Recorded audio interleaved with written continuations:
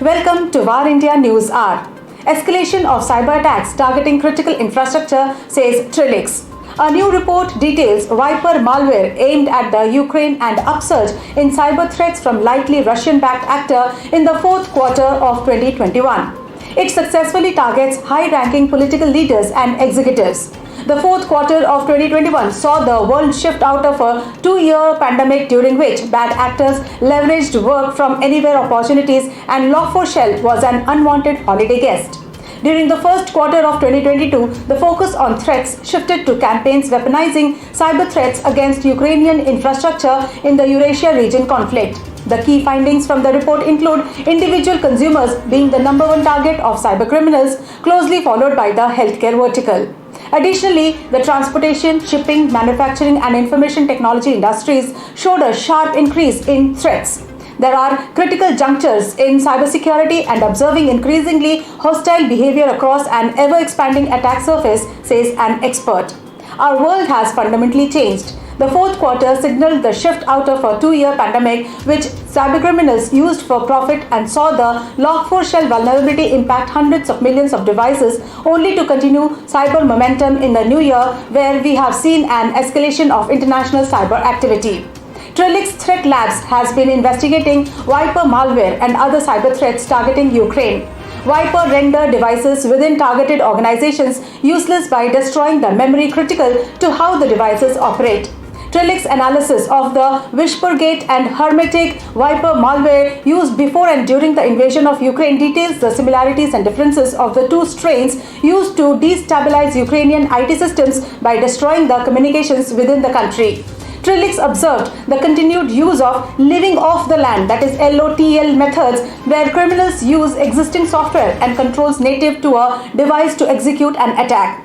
Windows Command Shell, that is CMD, with 53% and PowerShell with 44% were the most frequently used native OS binaries, and remote services, that is with 36%, was the most used administrative tool in Q4 2021.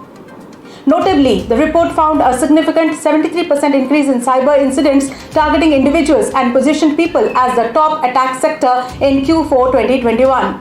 This includes threats executed through social media, mobile devices and other services where consumers store data and credentials. For example, in Q4 2021, Facebook discovered spyware campaigns targeting users around the world, and another criminal group leveraged Joker malware to target Android users globally. These attacks are typically politically motivated to follow a person's interactions and contacts. The threat landscape has never been more dynamic than this moment in time. From returning to the workplace to rising attacks on critical infrastructure and service providers to new attack methods, the last 6 months has signaled significant intensification in cyber momentum. Let's look into today's headlines in VARINDIA. Cabinet approves the upgradation of 2G mobile sites in Naxal-hit areas.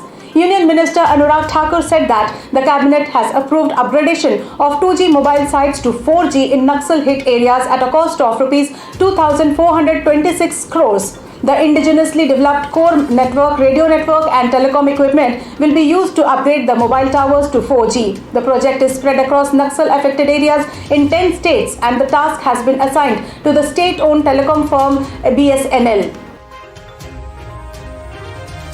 MediaTek plans to enable entry-level 5G smartphone market. Taiwanese fabless semiconductor company MediaTek said that it is eyeing the entry-level 5G device market to drive the next phase of 5G growth in the coming 2 years. The original equipment makers are planning to develop mobile devices with the right feature sets to right price points for India. The company also has a partnership with Intel for 5G connected personal computing devices, and it has started to deliver solutions for 5G fixed wireless access or MiFi products.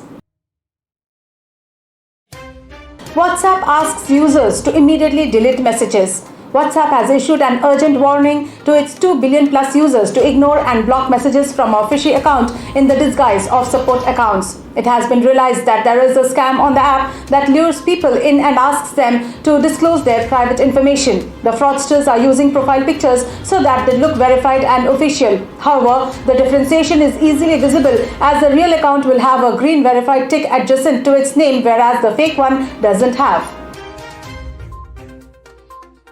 Google blocked 1.2 million privacy-violating apps from Play Store last year.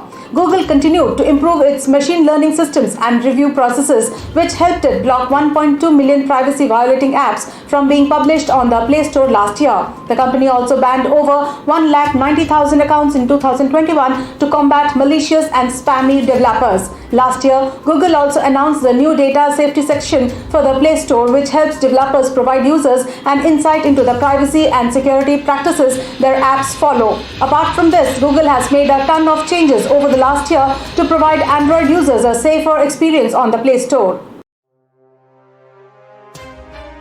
India to likely launch e-currency in 2023.